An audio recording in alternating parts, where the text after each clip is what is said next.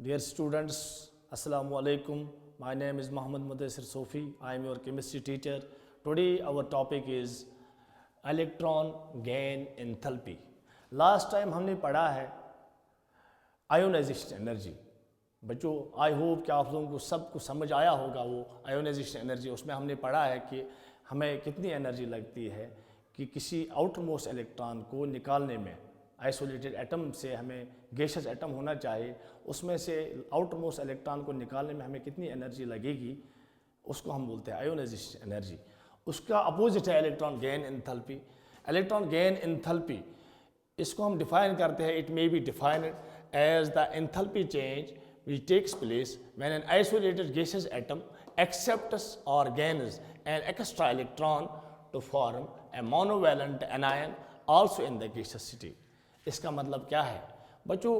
आप लोगों को कन्फ्यूजन हुआ होगा एंथैल्पी क्या है। एक्चुअली आपको थर्मोडायनेमिक्स में पढ़ना है। एंथैल्पी सिंपली एनर्जी है, लेकिन हम इसमें प्रेशर वॉल्यूम भी लेते हैं। हम कंसिडर करते हैं प्रेशर वॉल्यूम भी। जैसे ये एंथैल्पी को हम डिनोट करते हैं H से, ये होता है E प्लस PV, यानी कि इसमें प्रेशर वॉल्यूम भी कंसिडर करते हैं। क्लियर बच्चों?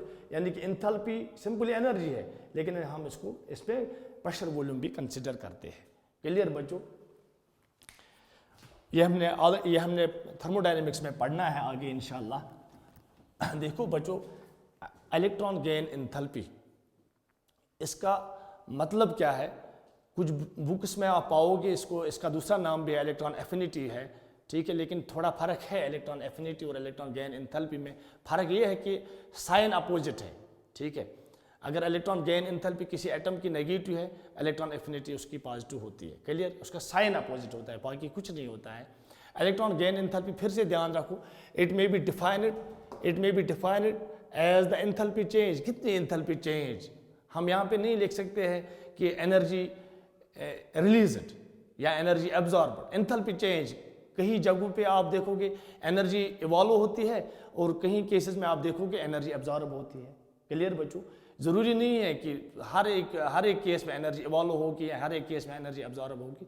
कि कहीं पे आप पीरियोडिक टेबल में आप देखोगे, कहीं पे आप देखोगे कि एनर्जी इंक्रीज होता है या एनर्जी रिलीज होता है या एनर्जी कहीं पे एब्जॉर्ब होता है। It depends upon the symmetrical, यानी कि symmetry of the electronic configuration.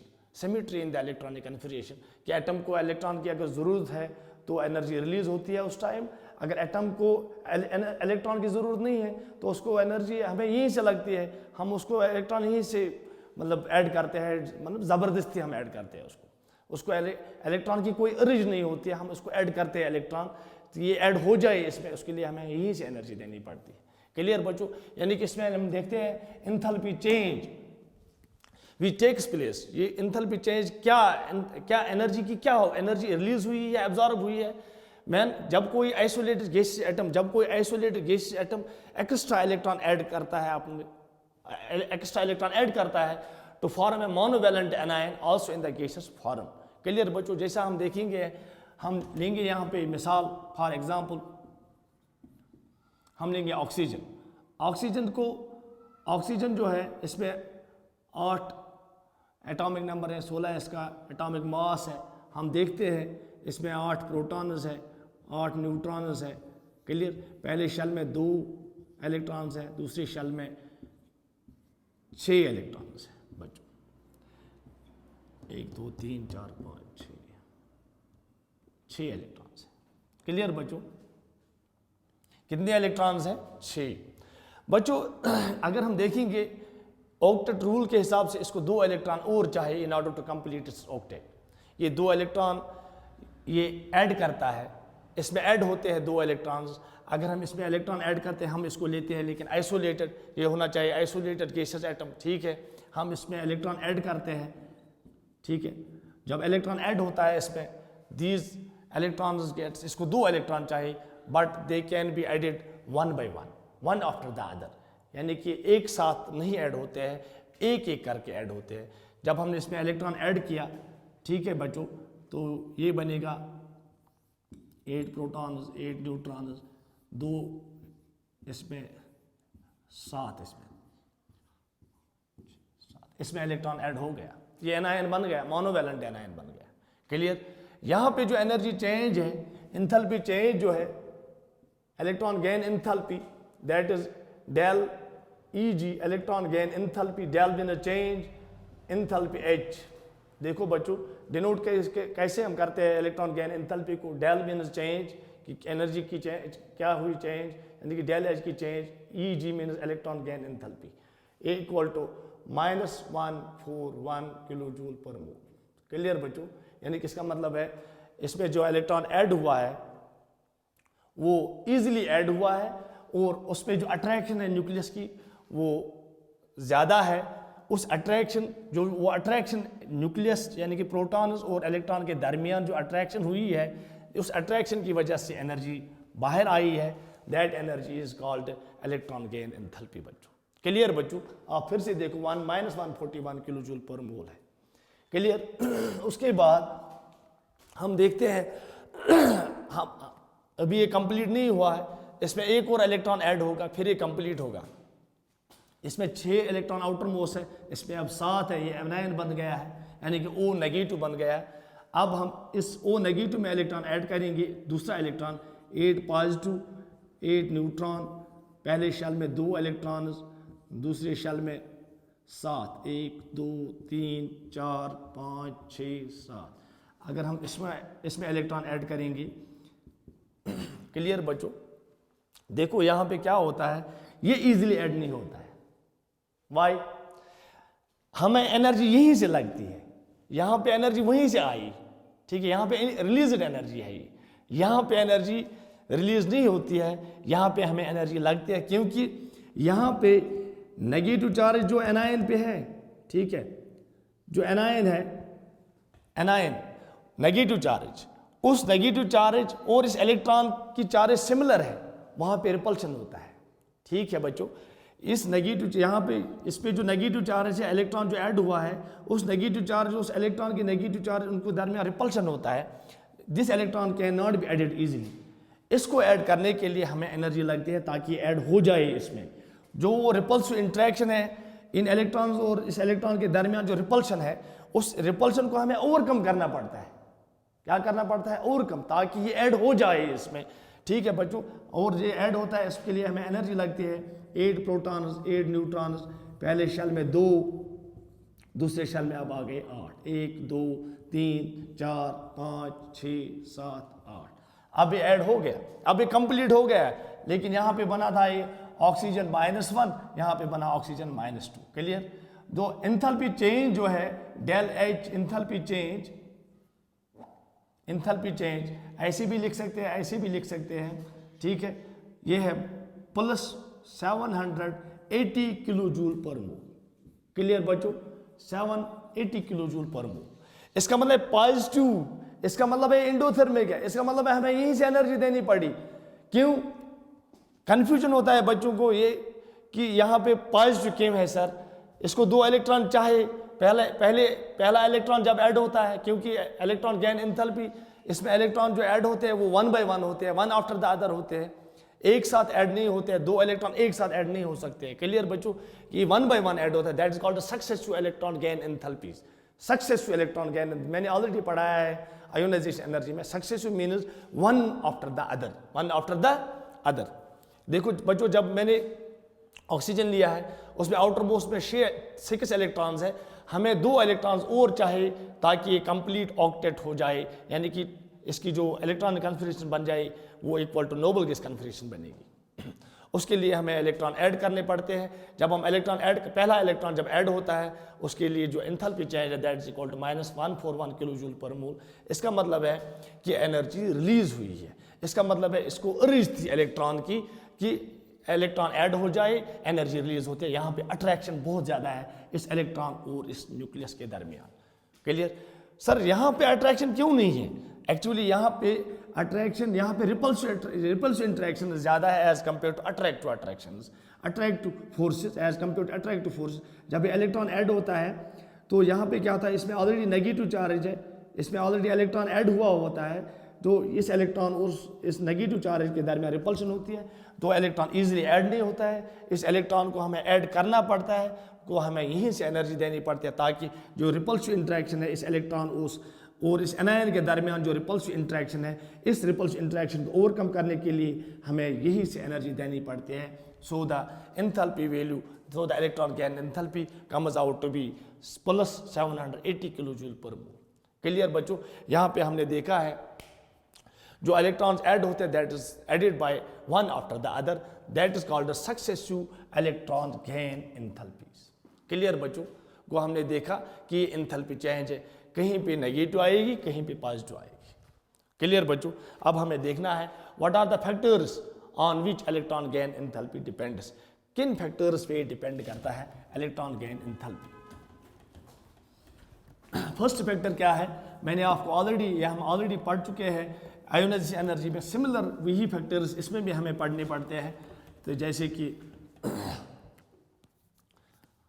First factor, what are factors on which electron gain enthalpy depends. किन फैक्टर्स पे इलेक्ट्रॉन गेन एंथैल्पी डिपेंड करता है। फर्स्ट फैक्टर क्या है, एटॉमिक साइज। ऑलरेडी हम पढ़ चुके हैं आयोनाइजेशन एनर्जी में भी यही फैक्टर है, एटॉमिक साइज। सिंपली बच्चों ये याद रखो, electron gain enthalpy it is inversely proportional atomic size. बस अब थोड़ा समझो आप, हम समझाएंगे। Electron gain enthalpy is inversely proportional to atomic size. Atomic size देखो बच्चों, एटॉमिक साइज जितना ज़्यादा होगा इलेक्ट्रॉन गेन एंथैल्पी उतनी कम होगी। इसका मतलब क्या है, अगर हम देखेंगे, हम लिथियम लेंगे, लिथियम में 3 प्रोटॉन्स हैं, हम एग्जाम्पल देंगे 3 प्रोटॉन्स हैं, पहले में 2 इलेक्ट्रॉन है, दूसरे में 1 इलेक्ट्रॉन है। 3 प्रोटॉन, 3 न्यूट्रॉन और 3 इलेक्ट्रॉन। क्लियर बच्चों, अगर हम इसमें इलेक्ट्रॉन ऐड करेंगे तो ये बनेगा 3 पॉजिटिव 3 न्यूट्रॉन, पहले शेल में 2 इलेक्ट्रॉन, हमने इसको इलेक्ट्रॉन ऐड किया है, अब इसमें 2 इलेक्ट्रॉन आए आउटर मोस्ट शेल में। जो एंथैल्पी का वैल्यू है, एंथैल्पी डेल EGH, एंथैल्पी का वैल्यू है that is equal to -60 kilo joule per mole. उसके बाद जब हम नीचे जाते हैं, जब हम साइज इंक्रीज करते हैं, जैसे कि हमने सोडियम लिया है, यहाँ पे सोडियम 11 प्रोटॉन्स 11 न्यूट्रॉन्स, पहले शेल में 2 इलेक्ट्रॉन, दूसरे शेल में 8 1 2 3 4 5 6 7 8, तीसरे शेल में 1। ठीक है, अगर हमें इसमें इलेक्ट्रॉन ऐड करना है, साइज बढ़ गया, इसका मतलब है इस इलेक्ट्रॉन को अट्रैक्शन ज़्यादा थी, इस इलेक्ट्रॉन को अट्रैक्शन कम है क्योंकि डिस्टेंस बढ़ गई, साइज बढ़ गया है, अट्रैक्शन कम है। इसका मतलब है इलेक्ट्रॉन गेन एंथैल्पी का वैल्यू जो होगा वो कम होगा। क्लियर, जब हम इसमें इलेक्ट्रॉन ऐड करते हैं तो ये बनता है 11 प्रोटॉन्स न्यूट्रॉन्स, यहाँ जगह कम है, 11 प्रोटॉन्स 11 न्यूट्रॉन्स, पहले शेल में 2 है, दूसरे में 8 है, 3 4 5 6 7 8, तीसरे में अब आ गए 2। ठीक है बच्चों, 1 और 2। जब हम एंथैल्पी का वैल्यू देखते हैं, del EGH, electron gain enthalpy का value that is less than 60, वो इससे कम होगा, I think -53 kilo joule per मोल है। क्लियर बच्चों, -53 किलो। इसका मतलब है साइज बढ़ गया, इलेक्ट्रॉन गेन एंथैल्पी का वैल्यू कम हो गया। देखो बच्चों, ये एग्जांपल मैंने दिखाया आपको सीधे कि एटॉमिक साइज जो है, electron gain enthalpy is direct inversely proportional atomic size. जितना एटॉमिक साइज बढ़ेगा उतनी इस पर अट्रैक्शन कम होगी न्यूक्लियस की, उतनी इलेक्ट्रॉन गेन एंथैल्पी का वैल्यू कम होगा। इसका मतलब है साइज ज़्यादा है, इलेक्ट्रॉन गेन एंथैल्पी का वैल्यू कम आएगा। क्लियर बच्चों, यहाँ पे आप देखो पीरियोडिक टेबल में ट्रेंड क्या है, जब हम डाउन द ग्रुप जाते हैं तो इलेक्ट्रॉन गेन एंथैल्पी का वैल्यू जो है वो कम होता जाता है, जब जितना हम नीचे जाते हैं इलेक्ट्रॉन गेन एंथैल्पी का वैल्यू कम होता जाता है। इसका मतलब है down the group electron gain enthalpy decreases down the group. Clear बच्चों, ये हो गया फर्स्ट फैक्टर। हाँ बच्चों, अब आप ध्यान रखो यहाँ पे क्या हुआ, इन इलेक्ट्रॉन गेन एंथैल्पी जो है that decrease down the group. किसी बच्चे को ये कंफ्यूजन हुआ होगा ये -60 है, ये -53 है, 53 ज़्यादा है, लेकिन ये माइनस इंडिकेट दैट ये energy released amount of energy है, ये released amount minus indicates that energy has been released. ठीक है, कितनी रिलीज हुई? 53 किलो जूल। कितनी रिलीज हुई? 53। 60 से कम है। ओके बच्चों, जब हम इससे नीचे जाते हैं, जैसे हम ये लिथियम था, ये सोडियम, ये पोटेशियम, ये रुबिडियम, ये सीजियम, इसका जो value electron gain enthalpy that is equal to -60 kilo joule per mole. इसका जो electron gain enthalpy that is equal to -53 kilo joule per mole. इसका जो वैल्यू है that is equal to -48 kilo joule per mole. इसका जो value है -47 kilo joule per mole. इसका जो वैल्यू है that is -46 kilo joule per mole. इसका मतलब है जो इलेक्ट्रॉन गेन एंथैल्पी का वैल्यू है that decrease down the group. आप देखो value minus indicates here it is exothermic, ये ध्यान रखो, कंफ्यूजन नहीं होना है यहाँ पे। ये minus indicate that it's exothermic. ठीक है बच्चों, इट्स एक्सोथर्मिक, इसका मतलब है 60 किलो जूल एनर्जी रिलीज हुई है, यहाँ 53।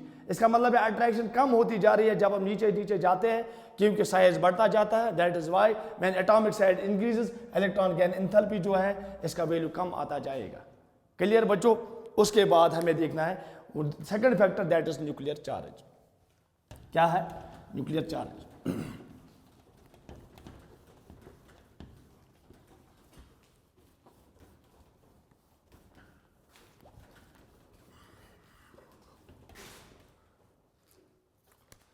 दूसरा फैक्टर है न्यूक्लियर चार्ज।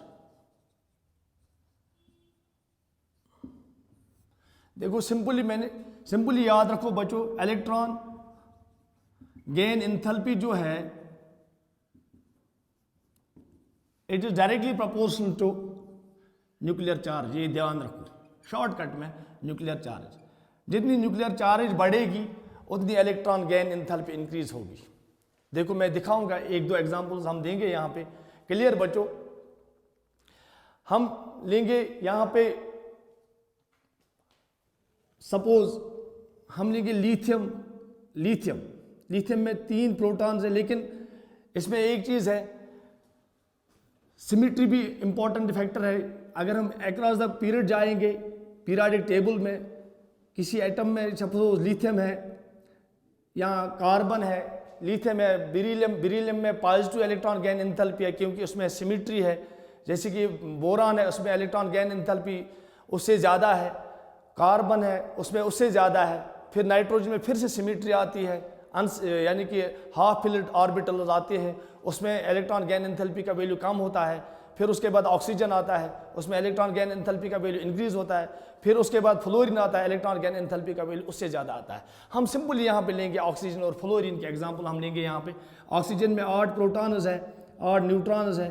पहले शेल में 2 इलेक्ट्रॉन्स है, दूसरे शेल में 1 2 3 4 5 6।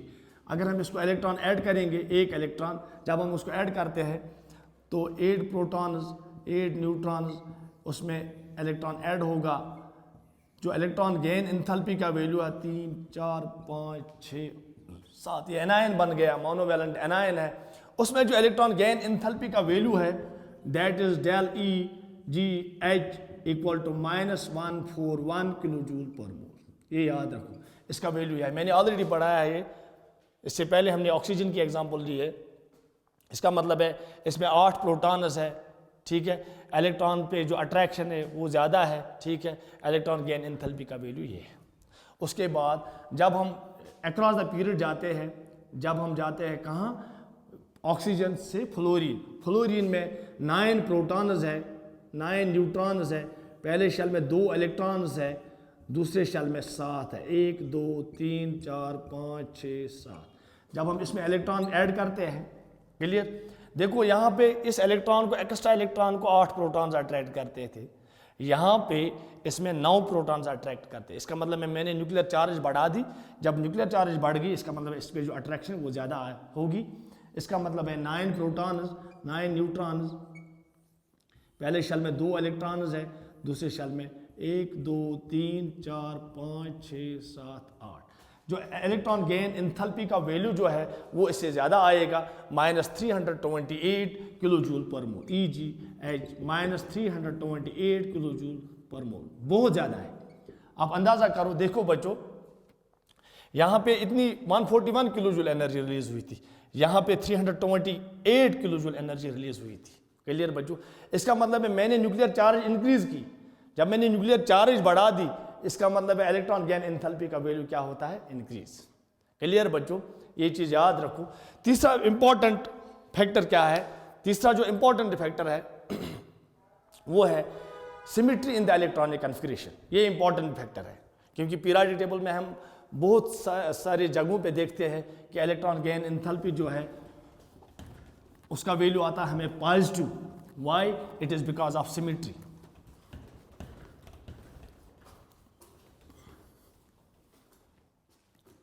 तीसरा फैक्टर जो है सिमेट्री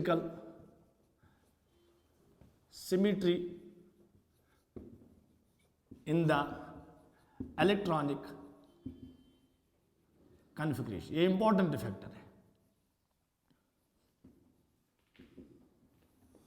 देखो बच्चों, ध्यान रखो, अगर एटम में सिमेट्री है, सिमेट्री मीन्स जिसमें कंप्लीटली फिल्ड ऑर्बिटल्स है या हाफ फिल्ड ऑर्बिटल्स है। मैंने आप लोगों को ऑलरेडी जब हम स्ट्रक्चर ऑफ एटम पढ़ते थे, मैंने आप लोगों को उस टाइम बताया है, half filled and completely filled orbitals are always stable, they do not have need to accept an extra electron, उनको अर्ज नहीं होती है इलेक्ट्रॉन एक्सेप्ट करने की। देखो बच्चों, जिस भी एटम में, पीरियोडिक टेबल में जिस भी एटम में आप पाओगे सिमेट्री, सिमेट्री मीन्स जैसे कि हम लेंगे नियॉन, अगर आप नियॉन में इलेक्ट्रॉन ऐड करना चाहते हो, उसमें ऑलरेडी 2 और 8 है, ठीक है, ये कंप्लीटली फिल्ड ऑर्बिटल्स है। अगर आप इसमें इलेक्ट्रॉन ऐड करोगे, ठीक है, इसमें इलेक्ट्रॉन ऐड होगा, लेकिन वो समझो आप जबरदस्ती, हमें यहीं से एनर्जी देनी पड़ती है, इसको जरूरत नहीं है इलेक्ट्रॉन लेने की, इसको कोई अर्ज ही नहीं है इलेक्ट्रॉन लेने की, लेकिन हम चाहते हैं कि इसमें इलेक्ट्रॉन ऐड हो जाए, हम इसमें इलेक्ट्रॉन ऐड करते हैं, लेकिन ये अनस्टेबल बनता है। क्लियर? ये स्टेबिलिटी से अनस्टेबिलिटी की तरफ जाता है, ठीक है, हमने इसको एनर्जी यहीं से दी है। क्लियर बच्चों? जब हम इसके एनर्जी देखते हैं, वो आती है पॉजिटिव वैल्यू, क्या कितना पॉजिटिव वैल्यू होता है? +116 किलो जूल पर मोल, यानी कि इसका मतलब है जो जितना सिमेट्रिक है, जो जितना, उनको इलेक्ट्रॉन एक्सेप्ट करने की जरूरत नहीं है। क्लियर बच्चों? ठीक है, जैसे कि नाइट्रोजन है, नाइट्रोजन में है 1s2 2s2 2p3। क्लियर बच्चों? 7 एटॉमिक नंबर है, इसमें इलेक्ट्रॉन, इसमें हाफ फिल्ड ऑर्बिटल है, हाफ फिल्ड p3। जब हम इसमें इलेक्ट्रॉन ऐड करते हैं तो इसको इलेक्ट्रॉन लेने की जरूरत नहीं है, it is stable, half filled orbital is always stable. इसमें जो है इलेक्ट्रॉन जब ऐड होता है, ठीक है, दैट एंथैल्पी का जो वैल्यू है वो आता है +31 किलो जूल पर मोल। इसका मतलब है ये भी प्लस आता है।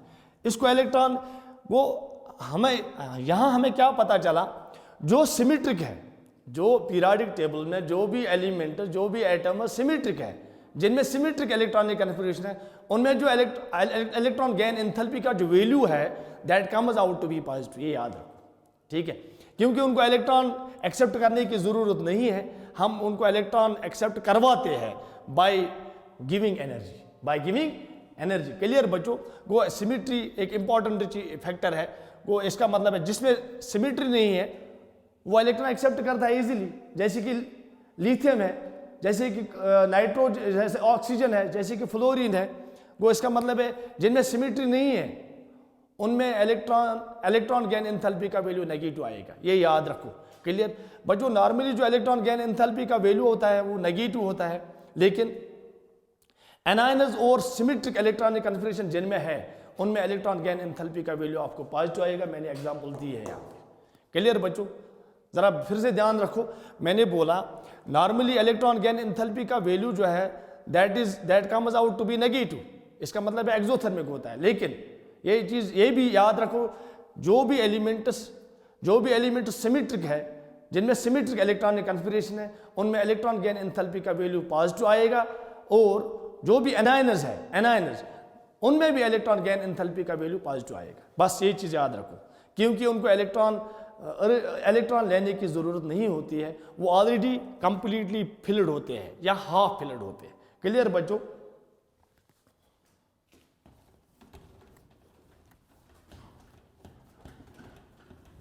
वेरिएशन ऑफ, अब हमें पढ़ना है trend, variation of electron gain enthalpy, variation of electron gain enthalpy in the periodic table. Variation क्या होता है इलेक्ट्रॉन गेन एंथैल्पी को? Electron gain enthalpy in the periodic table, in the periodic table. Periodic table में electron gain enthalpy में क्या अंतर आता है जब हम अक्रॉस द पीरियड जाते हैं या डाउन द ग्रुप जाते हैं? मैंने आपको बोला है कि डाउन द ग्रुप, जब हम डाउन द ग्रुप जाते हैं पीरियोडिक टेबल में एटॉमिक साइज बढ़ता है, इलेक्ट्रॉन गेन एंथैल्पी का वैल्यू कम आता है। इसका अभी मैंने आपको बताया है, जैसे वो एग्जांपल अभी दी है यहाँ पे कि lithium, sodium, potassium, rubidium, caesium, वो डाउन द ग्रुप जब हम जाते हैं एटॉमिक साइज बढ़ता है, जब एटॉमिक साइज बढ़ता है इलेक्ट्रॉन गेन एंथैल्पी का वैल्यू कम आता है। ठीक है, go down the group electron gain enthalpy decreases, down the group electron gain enthalpy decreases as atomic size increases। Clear बच्चों? उसके बाद शील्डिंग भी इंक्रीज होता है। उसके बाद अक्रॉस द पीरियड हम जाते हैं, अक्रॉस द पीरियड जब हम अक्रॉस द पीरियड जाते हैं, हम लेंगे एग्जाम्पल, क्योंकि डाउन द ग्रुप मैंने आपको एग्जांपल दी है यहाँ पे -60, -53, -48, 47, -46। ठीक है, वो डाउन द ग्रुप में डिक्रीज होता है क्योंकि एटॉमिक साइज बढ़ता है। जब हम अक्रॉस द पीरियड जाते हैं, हम एग्जांपल लेंगे lithium, beryllium, boron, carbon, nitrogen, oxygen, fluorine और नियान। क्लियर बच्चों? लिथियम की जो इलेक्ट्रॉन गेन एंथैल्पी है that is equal to -60 kilo joule per mole, -60 kilo joule. इसकी जो इलेक्ट्रॉन गेन एंथैल्पी है that is +66 kilo joule per mole. देखो बच्चों, मैंने ये भी आपको बताया सिमेट्री। देखो इसमें 1s2 है, 2s1 है, इसमें 1s2 है, 2s2 है, ये एक फिल्ड है, कंप्लीटली फिल्ड। क्लियर?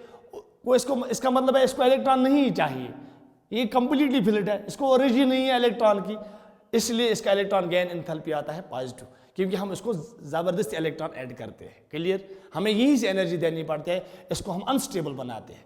क्लियर? उसके बाद बोरान है, बोरान का आता है -83 किलो जूल पर मोल। देखो -60 -83, इसका मतलब है अक्रॉस द पीरियड जो है इलेक्ट्रॉन गेन एंथैल्पी का वैल्यू है वो ज़्यादा आता है, इसका मतलब एनर्जी ज़्यादा रिलीज होती है।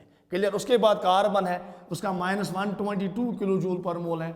उसके बाद नाइट्रोजन है, इसका +31 किलो जूल पर मोल है। देखो यहाँ पे क्या है, -2 2s2 2p3 एटॉमिक नंबर 7। अभी मैंने आपको बताया इससे पहले कि ये हाफ फिल्ड ऑर्बिटल, इसको भी इलेक्ट्रॉन की जरूरत नहीं है। It is also symmetric, it is also symmetric, it is also symmetric.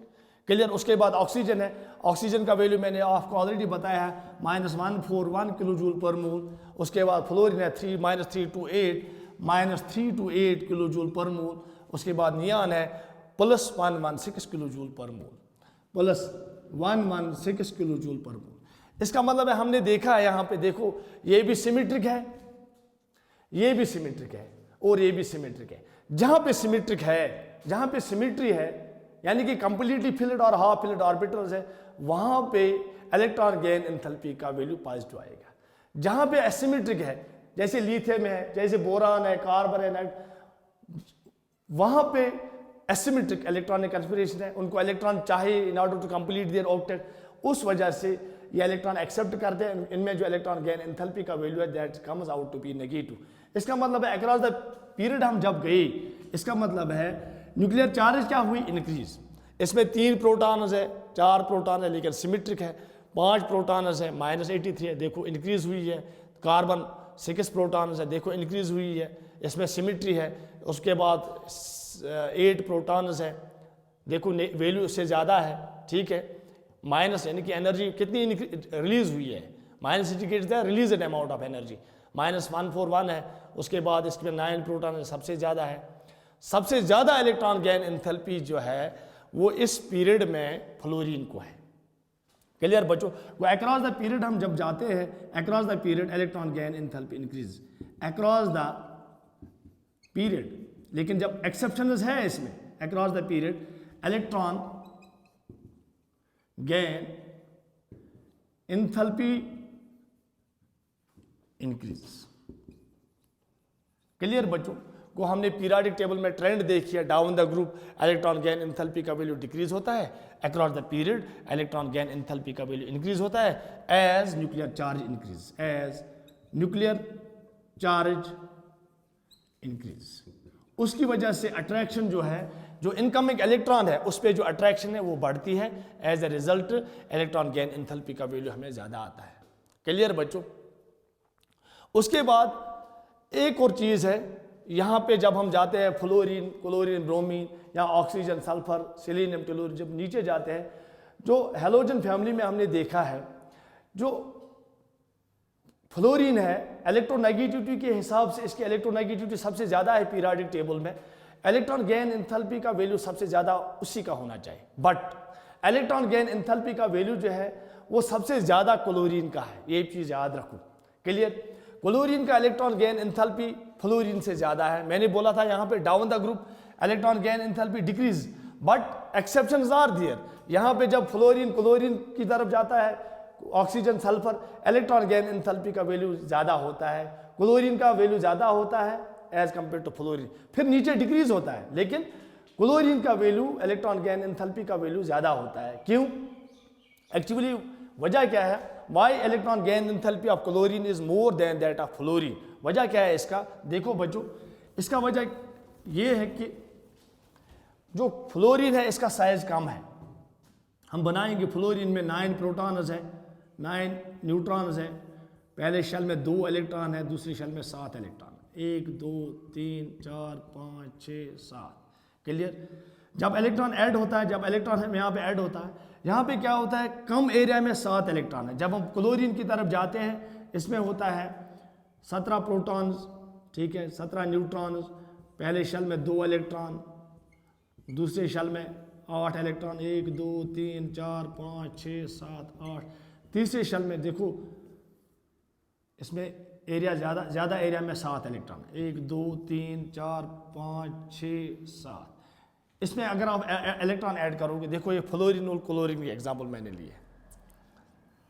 देखो बच्चों, यहाँ पे क्या होता है, यहाँ पे इलेक्ट्रॉन क्राउड ज़्यादा है, कम एरिया में 7 इलेक्ट्रॉन है, इस ज़्यादा एरिया में 7 इलेक्ट्रॉन है।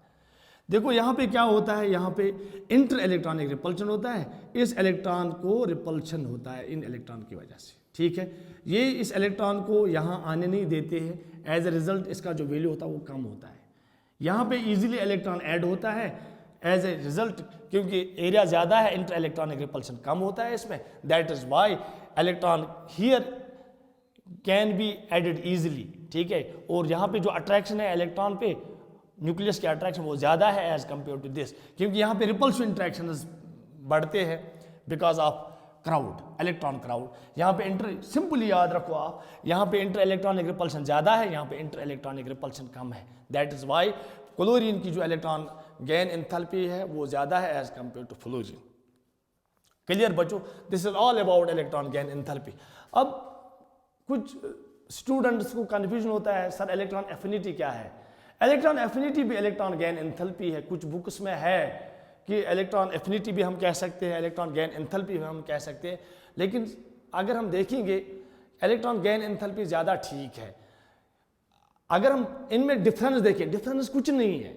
इलेक्ट्रॉन एफिनिटी मीन्स कि कितनी एफिनिटी है किसी एटम को इलेक्ट्रॉन एक्सेप्ट करने की, लेकिन बस फर्क इतना है, इलेक्ट्रॉन गेन एंथैल्पी और इलेक्ट्रॉन एफिनिटी में फर्क इतना है कि इलेक्ट्रॉन गेन एंथैल्पी में अगर नेगेटिव वैल्यू है, अगर इसमें वैल्यू नेगेटिव आया, कोई भी वैल्यू नेगेटिव आया, इलेक्ट्रॉन एफिनिटी में वो आपको उसका अपोजिट साइन लेना है, पॉजिटिव। क्लियर बच्चों? यानी कि इलेक्ट्रॉन एफिनिटी इंडिकेट दैट कितनी एफिनिटी है, electron gain enthalpy indicator that how much energy is released, how much energy is absorbed. अगर इलेक्ट्रॉन गेन एंथैल्पी पॉजिटिव आया, अगर हमें कहीं पे इलेक्ट्रॉन गेन एंथैल्पी पॉजिटिव आया, इसका मतलब इलेक्ट्रॉन एफिनिटी उसमें नेगेटिव आएगी। क्लियर बच्चों, this is all about electron gain enthalpy. तो अगर किसी बच्चे को कोई भी कंफ्यूजन हो कहीं पे भी, दैट ही और शी में inbox to the Mindwire Academy. Okay, thanks.